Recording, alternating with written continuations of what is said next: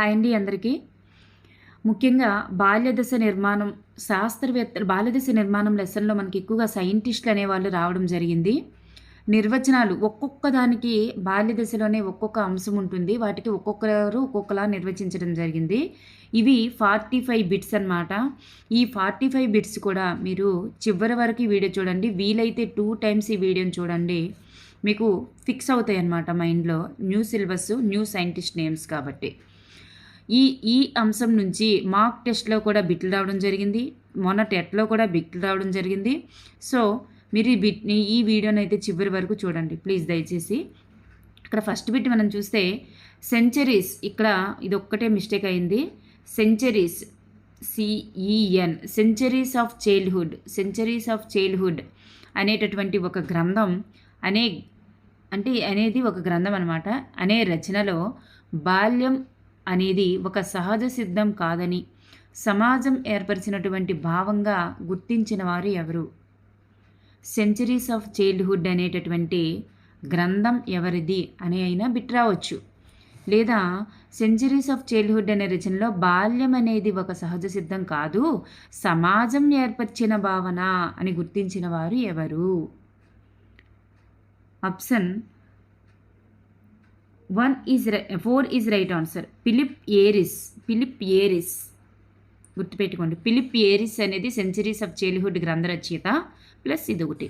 Next one, ఈ క్రింది ఏ తత్వవేత్త తన రచనలలో బాల్యంలో పిల్లలు ఏమీ రాయని నల్లబల్ల వంటి వారు అని నిర్వచించారు? బాల్యంలో పిల్లలు ఏమీ రాయని అంటే ట్యూబులారాసా వంటి వారు అని నిర్వచించారు. చూడండి, ఏమీ రాయని అనేటటువంటిది కీవర్డ్. ఇదంతా ఇంకొక నిర్వచనం కూడా ఉంటుంది. అక్కడ ఏమంటారంటే బాల్యంలో పిల్లలు ఏమీ రాయబడినటువంటి పిల్లలు కదా, వాళ్ళ మనసులోనికి సరైన భావనలో అభిప్రాయాలు నాటుకునేటట్లుగా మనం చేయవచ్చు.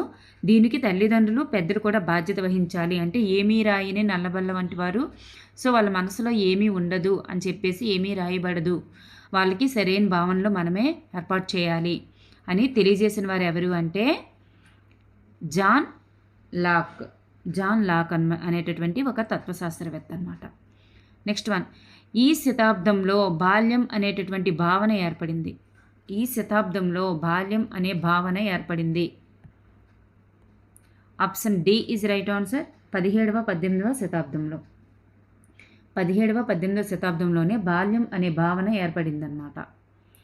నెక్స్ట్ వన్, పిల్లలు విపరీతంగా ఫ్యాక్టరీలలో గనులలో కార్మికులుగా చేర్చుకొని పిల్లలను విపరీతంగా ఫ్యాక్టరీలలో గనులలో కార్మికులుగా చేర్చుకొని బాల్యం యొక్క పవిత్రతను కోల్పోవడం ఎక్కడ జరిగింది? అంటే పిల్లల్ని ఎక్కువగా అలా చేర్చుకోవడం వల్ల బాల్యం యొక్క పవిత్రత అనేది కోల్పోయారంట. అది ఎక్కడ జరిగింది? Option C is right answer, England. Next one, child అనగా బిడ్డ అని పిల్లకాయ అని నిర్వచించిన వారు ఎవరు? చైల్డ్ అనగా బిడ్డ అని పిల్లకాయ అని నిర్వచించిన వారు ఎవరు? బ్రౌన్ ఇంగ్లీష్ తెలుగు నిఘంటువు. బ్రౌన్ ఇంగ్లీష్ తెలుగు నిఘంటువు. నెక్స్ట్ వన్, 1989లో UNO బాలల హక్కులలో ఎన్ని సంవత్సరాల లోపు వారిని బాలలుగా గుర్తించింది? UNO బాలల హక్కుల సంఘం ఇదనేది మరి ఎన్ని సంవత్సరాల లోపు వారిని బాలలుగా గుర్తించింది? ఇలాగే బిట్లు అడుగుతున్నారు 1989లో. సో ఇక్కడ మనకి ద రైట్ ఆన్సర్ ఈజ్ 18 సంవత్సరాల లోపు వారిని బాలలుగా గుర్తించిందనమాట బాలల హక్కుల సంఘం అనేది. నెక్స్ట్ వన్, బాల్యదశ కాలాన్ని 14 సంవత్సరాల వరకు అని గుర్తించి బాల్యంలో పిల్లలు కొంటెగా, తుంటరిగా, అనాలోచితంగా, సాధు స్వభావంతో అమాయకంగా ఉండే మానసిక స్థితిని బాల్యంగా పేర్కొన్నవారు ఎవరు? బాల్యదశ కాలాన్ని 14 సంవత్సరాల వరకు అని గుర్తించింది ప్లస్ ఈ నిర్వచనం అంతా కూడా చెప్పిందనమాట. ఇన్ని రకాలుగా ఉంటారు వాళ్ళ యొక్క మానసిక స్థితి అని. ఇలా నిర్వచించిన వారు ఎవరు? మనోవైజ్ఞానిక శాస్త్రవేత్తల ప్రకారం బాల్య దశ యొక్క వయస్సు ఎంత అని అడుగుతారు. 14 సంవత్సరాల లోపు వరకు అని అర్థం. 14 సంవత్సరాల వరకు. మనోవైజ్ఞానిక శాస్త్రవేత్తల ప్రకారం బాల్యదశ వయసు ఎంత? 14 సంవత్సరాల వరకు. ఒక్కొక్కరు ఒక్కొక్కలా వయసు ఇచ్చారనమాట. అందుకే మనకు అవసరం. నిఘంటువు ప్రకారం చైల్డ్‌హుడ్ అనగా అర్థమేమిటి? నిఘంటువు ప్రకారం చైల్డ్‌హుడ్ అనగా అర్థమేమిటి? ఇవన్నీ కూడా బాల్యం, పసితనం, చిన్నతనం ఈ 3 కూడా వస్తాయి.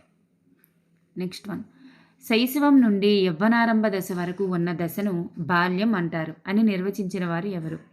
శైశవం నుండి యవ్వనారంభ దశ వరకు ఉన్నటువంటి దశను బాల్యం అంటారు అని నిర్వచించిన వారు ఎవరు? ఇక్కడ మనకి సిమిలర్గా ఉంటాయి అన్నమాట. 3 నిర్వచనాలు సిమిలర్గా ఉంటాయి. చూడండి, అందుకే మనం గుర్తుపెట్టుకోవాలి. శైశవం టు యవ్వనారంభ అని వస్తే మనకి ఆన్సర్ ఏమవుతుంది? కుప్పుస్వామి అవుతుంది. కుప్పుస్వామి ఏం చెప్పారు? శైశవ టు యవ్వనారంభ అలా గుర్తుపెట్టుకోండి, కుప్పుస్వామి. నెక్స్ట్ వన్, పుట్టినప్పటి నుండి కౌమార దశ వరకు గల కాలాన్ని బాల్య దశ అని నిర్వచించిన వారు ఎవరు అంటే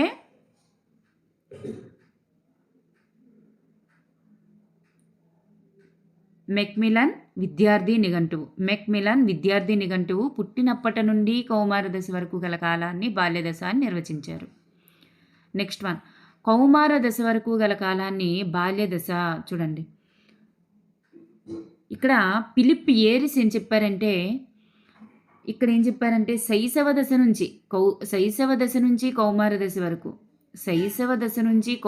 దశ వరకు గల కాలాన్ని ఫిలిప్ ఏరిస్ ఏం చెప్పారు? శైశవ దశ నుంచి కౌమార దశ వరకు గల కాలం అని చెప్పారు. అదే మనకి మెక్మిలన్ విద్యార్థి నిఘంటువు ఏం చెప్పింది? పుట్టినప్పటి నుంచి కౌమార దశ వరకు అని చెప్పింది.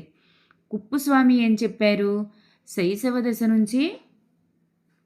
దశ నుంచి యవ్వనారంభ దశ వరకు అని చెప్పారు. చూడండి, శైశవ దశ నుంచి యవ్వనారంభ అని చెప్పింది కుప్పుస్వామి. అయితే శైశవ దశ నుండి కౌమార దశ వరకు అని చెప్పింది ఫిలిప్ ఏరిస్. పుట్టినప్పటి నుంచి కౌమార అని చెప్పింది మెక్మిలన్ విద్యానిఘంటు. సో ఇక్కడ 3 కూడా సిమిలర్గా వచ్చాయన్నమాట. సో మనం గుర్తుపెట్టుకోవాలి ఇవి. నెక్స్ట్ వన్, భారత జనాభా గణనలో ఎన్ని సంవత్సరాల లోపు వారిని బాలలుగా పేర్కొన్నారు?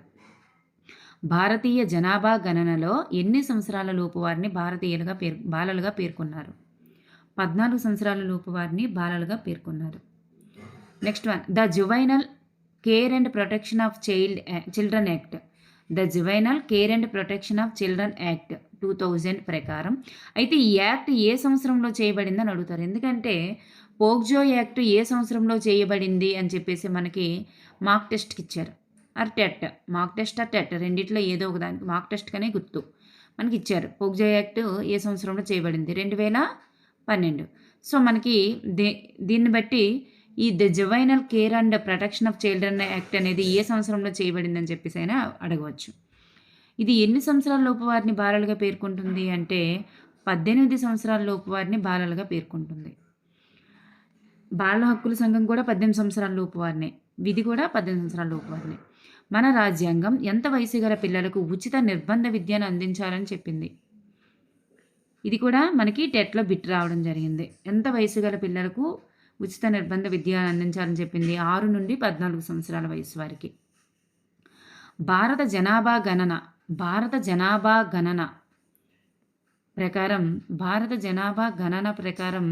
ప్రకారం ఎన్ని సంవత్సరాల లోపు పిల్లలు పరిహారం, వేతనం, లాభం పొంది లేక పొందడం ద్వారా కానీ పొందకుండా కానీ ఆర్థిక ఉత్పత్తి కార్యకలాపాలను పాల్గొన్నవారు బాల కార్మికులు అని తెలియజేసిన ఆర్థిక ఉత్పత్తి కార్యకలాపాలలో పాల్గొన్నవారు బాల కార్మికులు అని తెలియజేసిన వారు ఎవరు? సో తెలియజేసింది ఎన్ని సంవత్సరాల లోపు పిల్లలని బాల కార్మికులుగా అంటే పరిహారం, వేతనం, లాభం పొంది లేదా పొందకుండా ఆర్థిక కార్యకలాపాలలో పాల్గొన్న వారిని బాల కార్మికులు అని తెలియజేసిన వారు ఎవరంటే తెలియజేసింది అంటే 17 సంవత్సరాల లోపు. చూడండి, భారతీయ జనాభా గణన 2001 ప్రకారం అయితే 17 సంవత్సరాల లోపు వారిని బాల కార్మికులుగా తెలియజేసింది. బాల కార్మికులు, బాలలు కాదు. ద మైనింగ్ యాక్ట్ ప్రకారం బాల కార్మికులు అంటే ఎన్ని సంవత్సరాల లోపు వారు? ద మైనింగ్ యాక్ట్ ఎప్పుడు చేయబడింది? 1952లో ద మైనింగ్ యాక్ట్ చేయబడింది. దీని ప్రకారం ఎన్ని సంవత్సరాల కన్నా తక్కువ వయసు ఉన్నవాటి పిల్లలు గనుల్లో పనిచేయడాన్ని నిషేధించింది? ఎన్ని సంవత్సరాల కన్నా తక్కువ వయసున్న పిల్లలు గనుల్లో పనిచేయడాన్ని నిషేధించిందంటే 18 సంవత్సరాల కన్నా తక్కువ వయసు ఉన్నటువంటి పిల్లల్ని గనుల్లో పనిచేయడాన్ని నిషేధించింది. మైనింగ్ యాక్ట్ ఎప్పుడు చేయబడింది? 1952. గుర్తుపెట్టుకోవాలి, ప్రతీది కూడా బిట్టే మనకి. యునిసెఫ్ గణాంకాల ప్రకారం ఎంతమంది పిల్లలు 5 నుండి 14 సంవత్సరాల వయసు గల వారిలో పనులలో నిమగ్నమవుతున్నారని తెలియజేసింది. 5 నుండి 14 సంవత్సరాల లోపు వయసు గల పిల్లలు మరి ఎంతమంది పనుల్లో నిమగ్నమవుతున్నారని చెప్పింది యునిసెఫ్ అంటే 28 మిలియన్ల పిల్లలంట. యునిసెఫ్ గణాంకాల ప్రకారం 28 మిలియన్ పిల్లలంట పనుల్లో నిమగ్నమవుతున్నారని తెలియజేసిందంట. నెక్స్ట్ వన్, క్రింది వానిలో బాలపీడనం లేదా దురాచారం కిందకి రాని అంశం ఏంటి? బాలపీడనం అంటే వాళ్ళని హింసించడం, ఇబ్బంది పెట్టడం బాలల్ని. దీని కిందకు రాని అంశం ఏంటి? సో మనకి ఇక్కడ పిల్లలను నిర్లక్ష్యం చేయడం, పిల్లలను భౌతికంగా మానసికంగా హింసించడం, ఇది దురాచారమే. ఉద్వేగపరంగా హింసించడం కూడా దురాచారమే. దోపిడికి గురి చేయడం దురాచారం అవుతుంది, గురి చేయకపోవడం దురాచారం అనేది కాదు. సో ఆప్షన్ 4 కాదు. నెక్స్ట్ వన్, పోక్జో యాక్ట్ తీసుకురాబడిన సంవత్సరం ఎప్పుడు? పోక్జో ఫుల్ ఫామ్ ఏంటి మనకి? Protection of children from sexual offences act. So ఈ యాక్ట్ తీసుకురాబడిన సంవత్సరం ఎప్పుడు? 2012. బాలలను పీడనం నుండి రక్షించడానికి తోడ్పడేవి ఏమిటి? సో తల్లిదండ్రులకు బాలల హక్కులు, పిల్లల పెంపకంపై శిక్షణ ఇవ్వడం, పిల్లలకు వారి తల్లిదండ్రులకు ఏదైనా మార్గదర్శకత్వం లేదా మంత్రణం ఇవ్వడం, ప్రసార మాధ్యమాల్లో ప్రసారం చేయడం, లఘుచిత్ర ప్రదర్శన చేయడం, ఇవన్నీ కూడా పీడనం నుండి వాళ్ళని రక్షించడానికి తోడ్పడతాయి. నెక్స్ట్ వన్, పేదరికం అనేది బాల్య దశపై ప్రభావం చూపుతుంది అని తెలియజేసిన వారు ఎవరు? పేదరికం అనేది బాల్య దశపై ప్రభావం చూపుతుంది అని తెలియజేసిన వారు ఎరిక్ ఎరిక్సన్. చూడండి, నెక్స్ట్ది కూడా దీనికి రిలేటెడ్గానే ఉంటుంది బిట్టు. సాంఘిక క్లిష్ట పరిస్థితులు ఎదుర్కోవడంలో ఇబ్బంది పడడం వలన బాలలలో అపనమ్మకం, సందేహం, చొరవ చూపలేకపోవడం, పాత్ర సందిగ్ధం వంటి ప్రవర్తనలు కనబరిచే అవకాశం ఎక్కువ ఉంటుంది అని తెలియజేసిన వారు ఎవరు? అది కూడా ఎరిక్ ఎరిక్సన్. నెక్స్ట్ వన్, సమాజంలో సామూహిక ప్రమాణాలకు, సాంప్రదాయాలకు, ఆచారాలకు, విలువలకు లోనై సఖ్యత, పరస్పర సహకార స్వభావాలు పెంచుకునటమే సామాజికీకరణ అని తెలియజేసిన వారు ఎవరు? సమాజంలో సామూహిక ప్రమాణాలకు, సాంప్రదాయాలకు, ఆచారాలకు, విలువలకు లోనై సఖ్యత, పరస్పర సహకార స్వభావాలు పెంచుకోవడమే సామాజికీకరణ. సామాజికీకరణ గురించి నిర్వచనం ఇచ్చిన వారు ఎవరనేది కూడా మీరు గుర్తుపెట్టుకోవాలి. ఎవరు? ఫ్రీమన్ షీవెల్ అనేటటువంటి వ్యక్తి. నెక్స్ట్ వన్, విట్మర్ అండ్ కొటెన్స్కీ ప్రకారం కుటుంబం నిర్వహించేటటువంటి 3 ప్రముఖ కార్యాలలో లేనిదేంటి? అంటే 3 ప్రముఖ కార్యాలను గురించి, కుటుంబం నిర్వహించే 3 ప్రముఖ కార్యాలను గురించి తెలియజేసిన వారు ఎవరు? విట్మర్ అండ్ కొటెన్స్కీ. అయితే వీళ్ళు ఇచ్చేటటువంటి 3 లేనిది ఏంటి? సో పిల్లలకు తగిన వాత్సల్యాన్ని ఇవ్వడం ఉంటుంది, శైశవం నుండి వయోజన దశ వరకు వారిలో సాంఘిక విలువలు పెంపొందించడం ఉంటుంది, సమాజంతో తాదాత్మ్యాన్ని కల్పించాలి, సో ఉంటుంది. పిల్లలకు తగిన పోషణ ఇవ్వాలి తప్ప ఇవ్వకపోవడం అనేది కాదు. నెక్స్ట్ వన్, విభిన్న మనస్తత్వాలు గల తల్లిదండ్రుల వలన శిశువు ప్రవర్తన ఏ విధంగా ఉంటుంది అనే అంశంపై పరిశీలన చేసిన వారు ఎవరు? విభిన్న మనస్తత్వాలు గల తల్లిదండ్రుల వలన శిశువు ప్రవర్తన ఏ విధంగా ఉంటుంది అనే అంశంపై పరిశీలన చేసిన వారు ఎవరు? రాడ్కే అనగానే విభిన్న మనస్తత్వాలు గుర్తుకు రావాలి మీకు. విభిన్న మనస్తత్వాలు గల తల్లిదండ్రులు, రాడ్కే గుర్తుపెట్టుకోండి. నెక్స్ట్ వన్, కుటుంబ సాంఘిక హోదా కూడా చాలా వరకు ఆర్థిక హోదాపై ఆధారపడి ఉంటుంది. ఆర్థిక లేమి వలన తల్లిదండ్రుల్లో కలిగేటటువంటి ఆతృత, పోషణ లేకపోవడం మొదలైన కారకాలు వ్యక్తులలో మానసిక గాయాలు రేపుతాయి అని తెలియజేసిన వారు ఎవరు? ఆప్షన్ 1 ఈజ్ రైట్ ఆన్సర్ టగార్టన్. ఆతృత, పోషణ లేకపోవడం, ఆర్థిక లేమి, ఆర్థిక హోదా పైన ఆధారపడుతుంది. ఇలాంటివి ఏవైనా గుర్తుపెట్టుకోండి, టగార్టన్. నెక్స్ట్ వన్, బాలలు మొదట తమకు సమీపంలోని వారితో తరగతి గదిలో కలిసి సమవయస్కుల బృందంగా ఏర్పడతారు. ఒకే జాతి, ఒకే లింగం, ఒకే జాతి, పాఠశాల సాధన, సారూప్య ప్రవర్తన మొదలైన బాలల బృందంగా ఏర్పడడానికి సహకరిస్తాయి. అని బాలలపై సమవయస్కుల ప్రభావం గురించి తెలియజేసిన వారు ఎవరు? అంటే ఒకే గ్రూప్ చదివిన వాళ్ళు ఒక ఫ్రెండ్స్లా ఉండడం, ఒకేలాంటి చదువులు చదివిన వాళ్ళు, ఒకే ఏజ్ గ్రూప్ వాళ్ళు ఫ్రెండ్స్ అవ్వడం, అంటే లేడీస్ అందరూ ఫ్రెండ్స్ అవ్వడం, ఒకే స్కూల్లో చదివిన వాళ్ళు ఫ్రెండ్స్ అవ్వడం, ఇలా ఉంటుంది కదా. సో ఈ ప్రభావం అనేది ఉంటుంది. సమవయస్కుల ప్రభావం గురించి తెలియజేసిన వారు ఎవరు అంటే వీళ్ళు ముగ్గురు కూడా తెలియజేశారు. సో వీళ్ళు ముగ్గురు ఫ్రెండ్స్ అని గుర్తుపెట్టుకోండి. ఫ్రెండ్స్ అయ్యారు, వీళ్ళు ముగ్గురు ఫ్రెండ్స్ అని గుర్తుపెట్టుకుంటే మీకు సమవయస్కుల ప్రభావం అనగానే గుర్తుకొస్తుంది. రూబిన్, బకౌస్కీ, పార్కర్. సో పైవారందరూ right answer. Next one, the sociology of teaching గ్రంథ రచయిత ఎవరు? ద సోషియాలజీ ఆఫ్ టీచింగ్ గ్రంథ రచయిత ఎవరు? బిలార్డ్ వాలర్. పాఠశాలలో వైయక్తిక సహకార సంబంధ సంస్కృతులు ఉంటాయి. పాఠశాల సంస్కృతిపై ఉపాధ్యాయుల మూర్తిమత్వం, ప్రధాన ఉపాధ్యాయుడి యొక్క నాయకత్వ లక్షణం ప్రభావం చూపుతాయి అని తెలియజేసిన వారు ఎవరు? చూడండి, వైయక్తిక సహకార సంబంధమైనటువంటి సంస్కృతులు ఉంటాయంట పాఠశాలలో. పాఠశాల సంస్కృతి పైన ఉపాధ్యాయుల మూర్తిమత్వం, ప్రధాన ఉపాధ్యాయుడి యొక్క నాయకత్వ లక్షణం ప్రభావం చూపుతాయని తెలియజేసిన వారు ఎవరంటే ఇక్కడ option B is right answer. Fuller and Hargreaves. Next one, పాఠశాల సంస్కృతి అనేది బాలల యొక్క ప్రవర్తనలో ఏది ముఖ్యం మరియు ఏది విలువైనది అనే అంశాలపై దృష్టి సారించేటట్లు చేస్తుంది. సో పాఠశాల సంస్కృతి అనేది ఉత్పాదకత, సమర్థతను పెంపొందిస్తాయి అని తెలియజేసిన వారు ఎవరు? ఏది ముఖ్యం, ఏది విలువైనది, అలాగే ఉత్పాదకత, సమర్థతను పెంపొందిస్తాయి అని తెలియజేసిన వారు ఎవరు? Option 4 is right answer. Peterson and Deal. Next one, ఉపాధ్యాయుల యొక్క అంచనాలు విద్యార్థుల యొక్క సాధనను ప్రభావితం చేస్తాయి. వీరి ఫలితాలలో ఉన్నత అంచనాలు విద్యార్థుల పనితీరు పెంచడానికి దారితీస్తుంది. ఇలా ఉన్నత అంచనాలు మెరుగైన ప్రదర్శనకు దారితీయడాన్ని ఏమంటారు?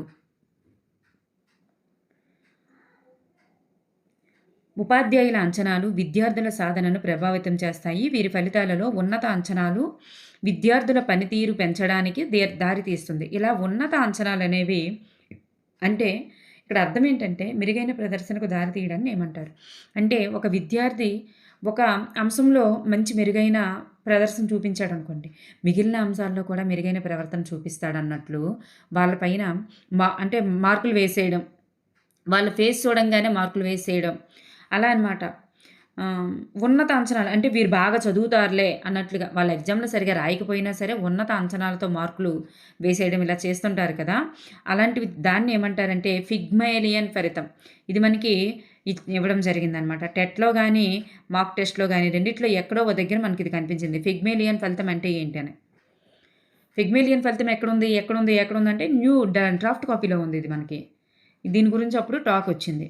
నెక్స్ట్ వన్, పిల్లల పెంపకం విధానాలు తల్లిదండ్రులు ప్రవర్తించేటటువంటి శైలులు ఈ రెండు